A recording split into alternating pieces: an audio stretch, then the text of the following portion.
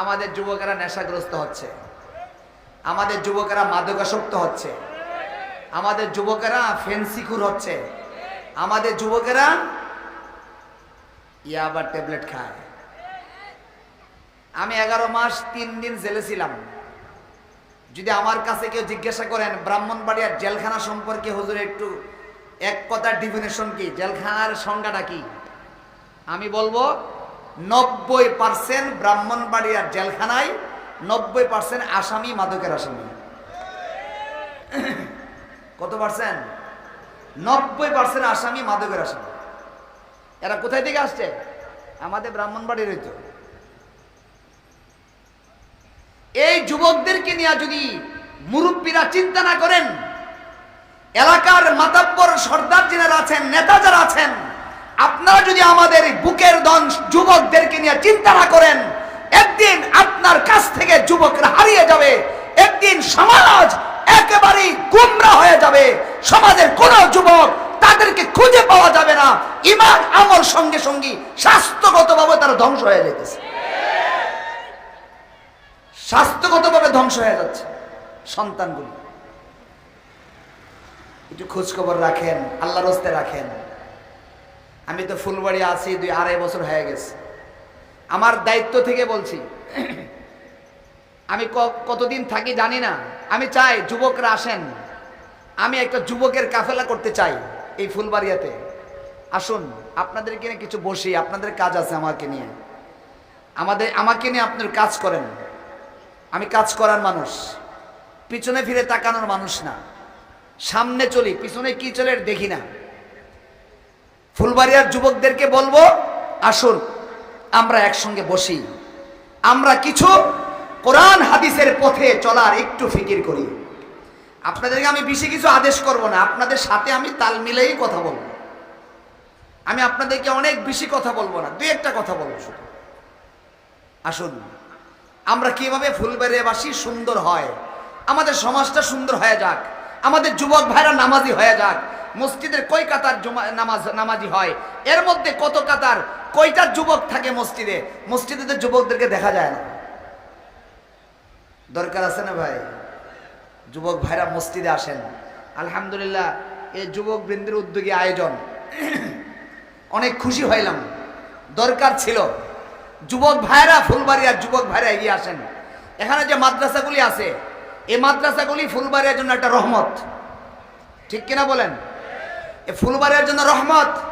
এই মাদ্রাসার মাধ্যমে আজকে এই যে আমাদের 2 হুজুরের মাধ্যমে একটা উলামায়ে কেরামের সুহবত আমরা পাচ্ছি।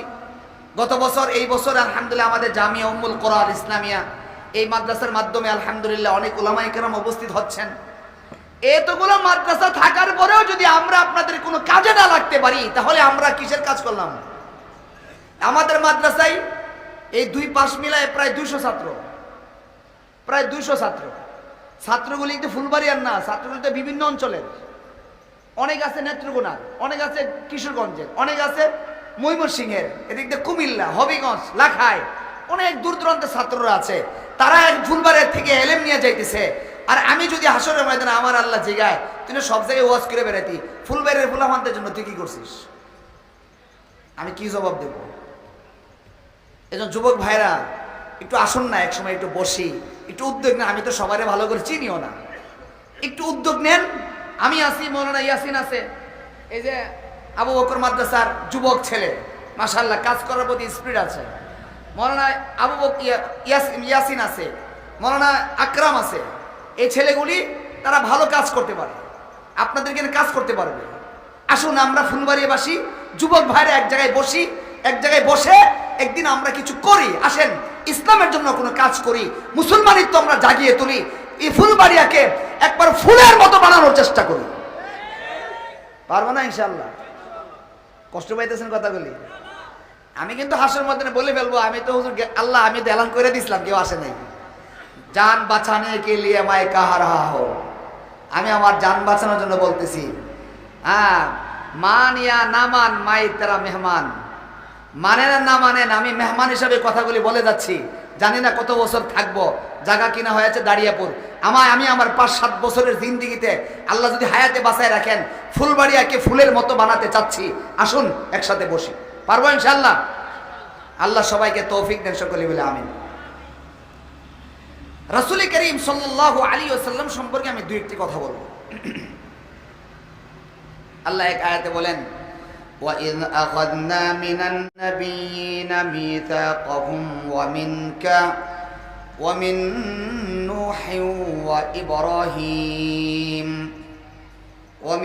نُوحٍ وَإِبْرَاهِيمَ وَمُوسَى وَعِيسَى ابْنِ مَرْيَمَ وَأَخَذْنَا مِنْهُمْ مِيثَاقًا غَلِيظًا।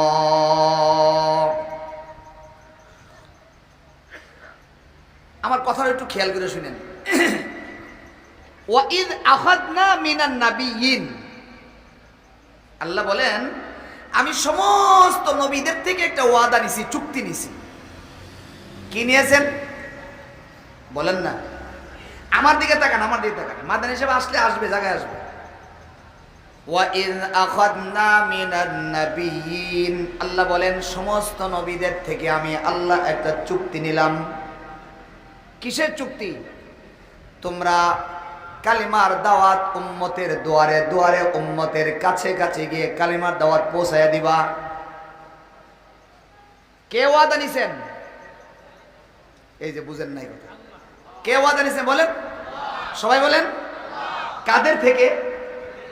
নবীদের থেকে। সমস্ত নবীর থেকে ওয়াদা নিছেন। কিসের ওয়াদা? কালিমার দাওয়াত পৌঁছায়া দিও, এতটুকুই। আচ্ছা ভাই, বুঝে থাকলে বলুন তো দেখি, আল্লাহ যখন বললেন সমস্ত নবী থেকে নিলাম, সমস্ত নবী বলার পরে কতজন বাদ গেলেন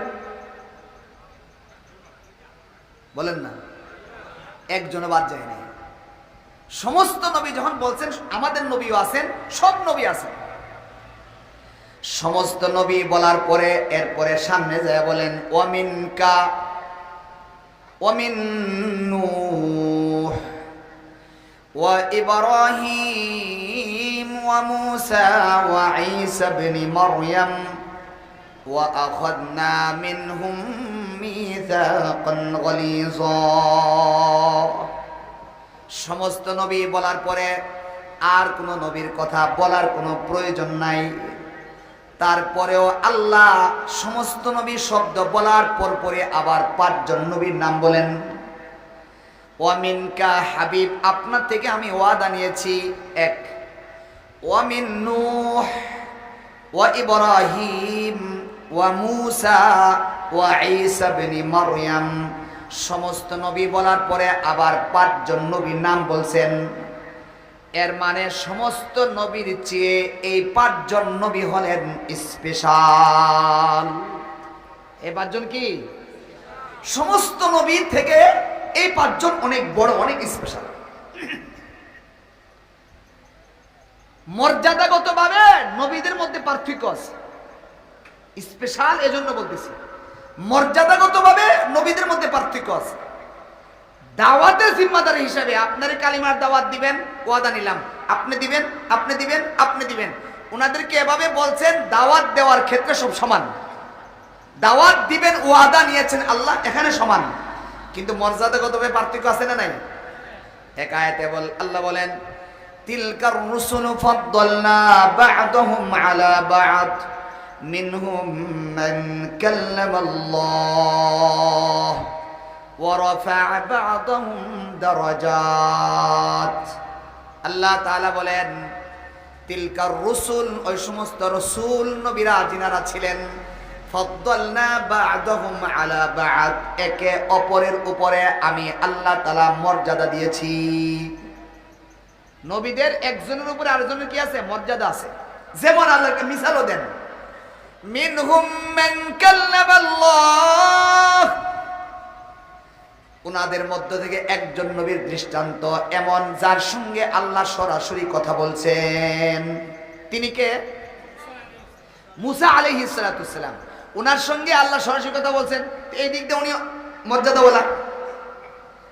ঈসা আলাইহিস সালাতুস সালাম বলেন ওয়া উহয়িল মাউতা, যখন মানুষ মরে যায় আল্লাহ আমার এমন একটা মর্যাদা দিছে, আমি মুর্দারে জিন্দা করে ফেলতে পারি।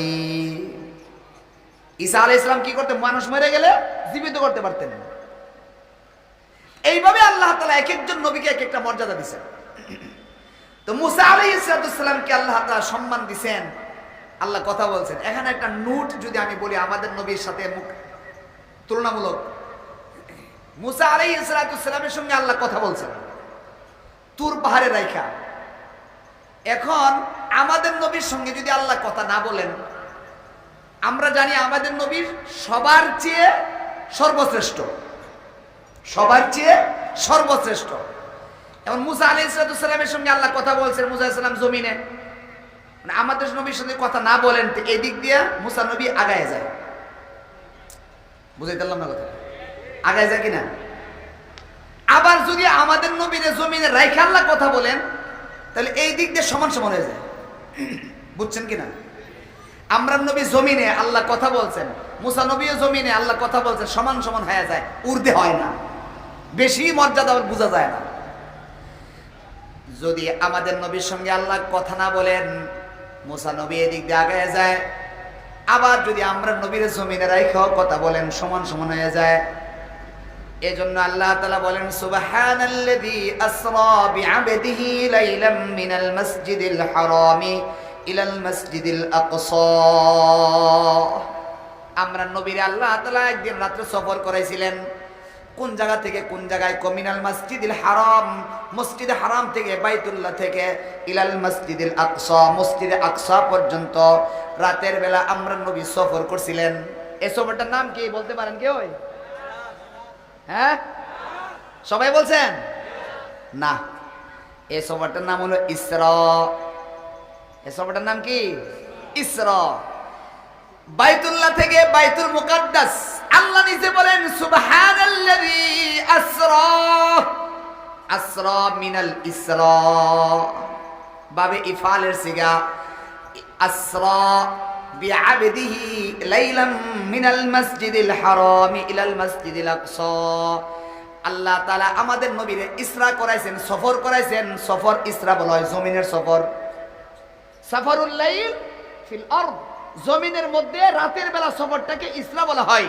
আমাদের নবীকে বুরাকের উপর বসায়া আল্লাহ তাআলা মসজিদে হারাম থেকে মসজিদে আকসা জমিনের মধ্যে সফর করাইছেন।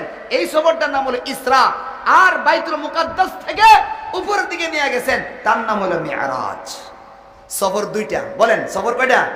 দুইটা। একটা হলো মসজিদে হারাম থেকে, বাইতুল্লাহ থেকে মসজিদে আকসা, এটা ছিল জমিনের সফর বুরাকের উপর বৈশা, এটার নাম ইসরা, এটা মেরাজ নয়। আর ওখানে 2 রাকাত নামাজ পড়ার পরে উপরের দিকে যে উঠাইছেন, এটা হলো মিরাজ। মন থাকবে তো? এই মেরাজ আল্লাহ নিছেন। আল্লাহ কি বলেন? সুম্মা দানা ফাতাদাল্লা ফাকানা কাবা কাউসাইনি আও আদনা। আল্লাহ রাসূলকে আল্লাহ তাআলা কতটুকু কাছে নিছেন, কেমন যেন সাদৃশ্য হিসাবে যদি বলি, আমরা নবীরে কেমন যে আল্লাহ বললেন, মুসা নবীরে দুনিয়াতে রেখে কথা কইছি, আপনার লোকের দুনিয়াতে রেখে কথা কইলে হয় না, এই জন্য আপনি আয়সা পড়েন, আমার টেবিলের সামনে আয়সা পড়েন। সুবহানাল্লাহ বলতেন না? কেমন যেন আল্লাহ তাআলা আমরা নবীর টেবিলের সামনে নিয়ে গেছে। কতটুক কাছে? ফাকানা কাবা, কাছে চলে গেছেন, কাউসাইন, 2 ধনুক। কয় ধনুক? গুলাইল ছিলেন নি? গুলাইল, তীর গুলাইল। গুলাইলের আরবি কাউস, কাউসাইন, 2 ধনুক। এতটুকু কাছে 2টা ধনুক মাপলে যতটুকু হয়, আও আদনা, অথবা তার চার একটু কম, এতটুক জায়গার কাছে নিছি। অতঃপর আল্লাহ তাআলা আমাদের নবীর সঙ্গে কথা বলছেন। সুবহান। জমিন রাইখা মুসা আলাইহিস সালামের কথা বলছেন, আমরা নবীর আরশে আজিমিনে কথা বলছেন। সম্মানটা কি বুঝাইলাম? মর্যাদাগতভাবে নবীদের মধ্যে পার্থক্য আছে না নাই? ওই আয়াতে আল্লাহ বলেন, وَإِذْ أَخَذْنَا مِنَ النَّبِيِّينَ مِيثَاقَهُمْ وَمِنْكَ وَمِنْ نُوحٍ وَإِبْرَاهِيمَ وَمُوسَى وَعِيسَى ابْنِ مَرْيَمَ وَأَخَذْنَا مِنْهُمْ مِيثَاقًا غَلِيظًا। সমস্ত নবী থেকে দাওয়াতের জিম্মাদারি হিসাবে চুক্তি আমি নিছি। সমস্ত বলার পরে 4-5 নবীকে আল্লাহ আলাদা করলেন। ওয়ামিনকা আমাদের নবী, ওয়ামিন নূহ ওয়া ইব্রাহিম ওয়া মূসা ওয়া ঈসা ইবনে মারইয়াম। সূক্ষ্মভাবে বুঝলে কথাটা বুঝবেন, নাহলে বুঝবেন না, একটু খেয়াল কইরা। 5 জন নবীকে আল্লাহ আলাদা করলেন সমস্ত বলার পরে। এই 5 জন স্পেশাল। এই 5 জনের মধ্যে আবার আমাদের নবীটা 1 নম্বরে বলছেন মিনকা, মিনকা আপনার থেকে। এরপরে 4 জন নবীর নাম বলেন, নূহ, ইব্রাহিম, মূসা, ঈসা। 5 জন স্পেশাল। এই 5 জনের মধ্যে আমাদের নবীর নামটা 1 নম্বরে আইনা বুঝাইয়ে দিলেন। সারা পৃথিবীতে যত নবী রাসূল আছে এর মধ্যে স্পেশাল 5 জন।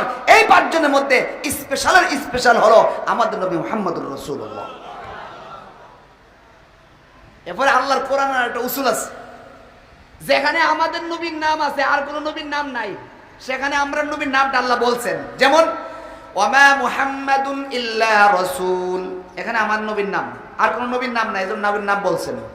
আর এক জায়গায় বলছেন মা কানা মুহাম্মাদুন আবা আহাদিম মির রিজালিকুম ওয়ালাকিন রাসূলুল্লাহি ওয়া খাতামান নাবিয়্যিন, এখানে আমরা নবীর নাম বলছেন।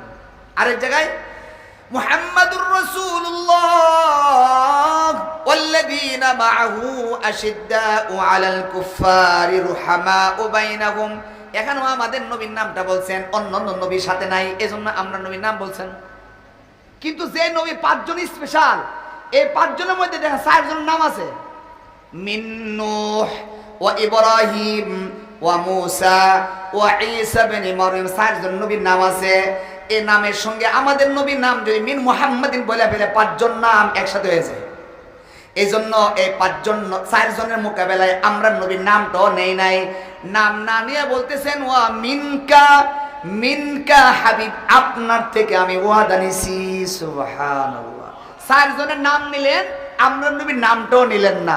নাম না নিয়া 4 জনের নাম না নিয়া আর আমরার নবীর নাম না নিয়া মিনকা একটা বেশি সম্মানসূচক শব্দ ব্যবহার করে আমাদের নবীর নামটা এভাবে ব্যবহার করছেন। আমরা নবীর আল্লাহ কত মূল্যায়ন করছেন, আমাদের যুবক ভাইরা জানে না, চিনে না। আরেক আয়াত আল্লাহ বলেন ওয়ামা আরসালনাকা ইল্লা রাহমাতাল লিল আলামিন। এই আয়াতটা তো আমরা সবাই জানি, জানি কি জানি না? ওয়ামা আরসালনাকা, হাবিব আপনারা তো আমি পাঠাই নাই। পাঠাইছি কেন? ইল্লা, এই জন্য, রাহমাতাল লিল আলামিন, এই জন্য পাঠাইছি, এই জন্য পাঠাইছি আপনি সারা জগতের জন্য রহমত। সারা জগতের জন্য কি? রহমত। রহমত কেমনে একটু বুঝাবো। 1 নাম্বার, ঈসা আলাইহিস সালাম দুনিয়া থেকে চলে গেছেন, আমরা নবী আসছেন, জন্ম হয়েছে, মাঝখানে গ্যাপ ছিল 570 বছরের। সবাই বলেন কত বছর? 570 বছর নবীওয়ালা কাজ ছিল না, দাওয়াত ছিল না। এরপরে আমরা নবীকে জন্ম এই দাওয়াত দিয়ে শুরু করছেন কত বছর পরে? এই 40 বছর দাওয়াতের আমল ছিল না। 40 আর 570 কত হইছে বলেন না? 610 বছর পর্যন্ত দাওয়াতের আমল ছিল না। এই 610 বছর, পুরা এই 610 বছরের জমানাটাকে ইতিহাস, ইসলামী ইতিহাস বলে। এই জমানাটার নাম হলো বর্বরতার জমানা। কি জমানা? বর্বরতার জমানা, আইয়ামে জাহিলিয়াত। কেমন বর্বরতা? একটা উদাহরণ, মা ফুতে বিয়া হইতো, নাউজুবিল্লাহ হইতো না? এত বড় একটা খারাপ কথা, মা ফুতে বিয়া, নাউজুবিল্লাহি মিন যালিক। হুজুর আপনি এই কথাটা কইতে কইলেন? কোরআন শরীফ আছে। আল্লাহ বলেন ওয়ালা তানকিহু মা নাকাহা আবাউকুম মিনান নিসাই ইল্লা মা ক্বাদ সালাফ ইন্নাহু কানা ফাহিশাতান ওয়া মাকতা ওয়া সাআ সাবিলা। দেখেন আল্লাহ বলেন ওয়ালা তানকিহু, আজকে বিয়া করো না, হারাম। কি হারাম? কারে? তোমার বাবা যাদেরকে বিবাহ করছে তারা আমার কি হয়? তোমার বাবা যাদেরকে বিবাহ করছে তাদেরকে বিবাহ করা হারাম, ইল্লা তবে মা কদ সালাফ, যেটা চলে গেছে তো চলে গেছে। বুঝাইতে পারলাম না কথা? ইল্লা মা কদ সালাফ, হ্যাঁ যেটা অতীতে চলে গেছে তো চলে গেছে, আজকে থেকে আর চলবে না, হারাম, নবী এসে গেছে, কোরআন এসে গেছে, আর চলবে না। যেই কাজটা করছে মা পুতের বিয়া, ইন্নাহু কানা ফাহিশা, এটা অনেক বড় গুনাহ, অনেক বড় পাপ। ওয়া মাকতা, শুধু পাপ না, আল্লাহ তাআলার অনেক গুসা আর লানত রয়েছে তার মধ্যে। ওয়া সাআ সাবিলা, এটা অনেক খারাপ কাজ। তো কি বোঝা যায়? সিলোনি আইএমএ জাহেলিয়াত বর্বরতার জমানায় মাহফুতের মধ্যে বুঝাইতে পারলাম না, এমন বর্বর ছিল আইয়ামে জাহেলিয়াত। 610 বছরের গুণে ধরা সমাজ। রাসূল নবুয়ত প্রাপ্ত হলেন, রাসূলুল্লাহ সাল্লাল্লাহু আলাইহি ওয়াসাল্লাম নবুয়তের কাজ শুরু করলেন। কত বছর কাজ করেছেন বলেন? 23 বছর। মাক্কি জিন্দেগি 13, মাদানী জিন্দেগি 10, মিলে 23 বছর মেহনতের পরে আমরা ইমাম সাহেব হুজুর একটা হাদিস পড়ে, বেশিরভাগ ইমামরা খুতবার মধ্যে হাদিস কারা পড়ে, রাসূল সাল্লাল্লাহু আলাইহি ওয়াসাল্লাম মূল্যায়ন করেন, খায়রুল কুরুনি করনি সুম্মাল্লাযীনা ইয়ালুনাহুম সুম্মাল্লাযীনা ইয়ালুনাহুম। শুনছেননি?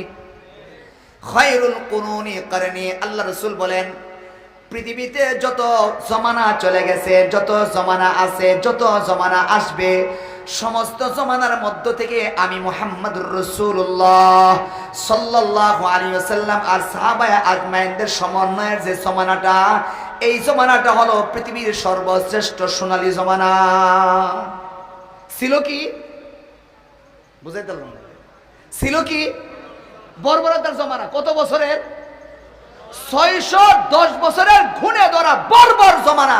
মাত্র 23 বছর মেহনতের ফলে রাসূল নিজে সার্টিফিকেট দেন, আমার জমানা, সাহাবাদের জমানা হলো পৃথিবীর ইতিহাসে সর্বশ্রেষ্ঠ সোনালী জমানা।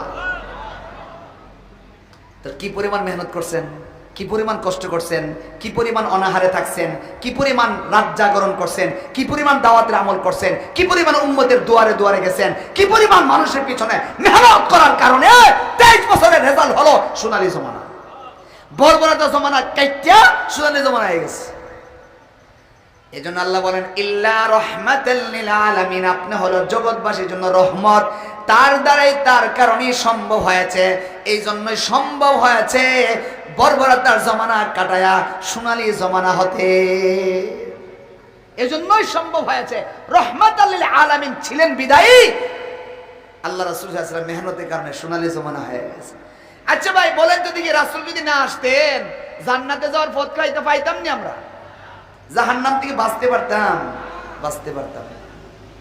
এজন্য আমার ভাইরা, রাসূল করিম সাল্লাল্লাহু আলাইহি ওয়াসাল্লাম রহমত, আমাদের জন্য রহমত। শুধু দুনিয়ার জিন্দেগিতে রহমত নয়, হাসরের ময়দানেও নবী মুহাম্মদুর রাসূলুল্লাহ সাল্লাল্লাহু আলাইহি ওয়াসাল্লাম আমাদের জন্য সুপারিশ করবেন। হাসরের ময়দানে নবী আমাদের জন্য রহমত থাকবে। যুবক ভাইরা, একটু আমরা নবীরে চিনেন না? একটু চিনেন, একটু বুঝেন। রাসূল যে আমাদের রহমত ছিল এটা মানেন, মাইনা একটু কাজ করেন, আল্লাহওয়ালা হওয়ার চেষ্টা করেন। এরপরে আমার তেলাওয়াতকৃত আয়াতে আসেন। আল্লাহ বলেন ইয়া আইয়ুহান নাবিয়্যু ইন্না আরসালনাকা শাহিদা, ইয়া আইয়ুহান নাবিয়্যু ইন্না আরসালনাকা শাহিদান ওয়া মুবাশশিরান ওয়া নাযীরা ওয়া দা'iয়ান ইলাল্লাহ বিইذনিহি ওয়া সিরাজাম মুনীরা।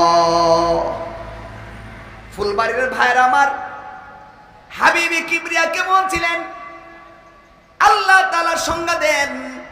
ইয়া আইয়ুহান নাবিয়্যু, হে আমার নবী,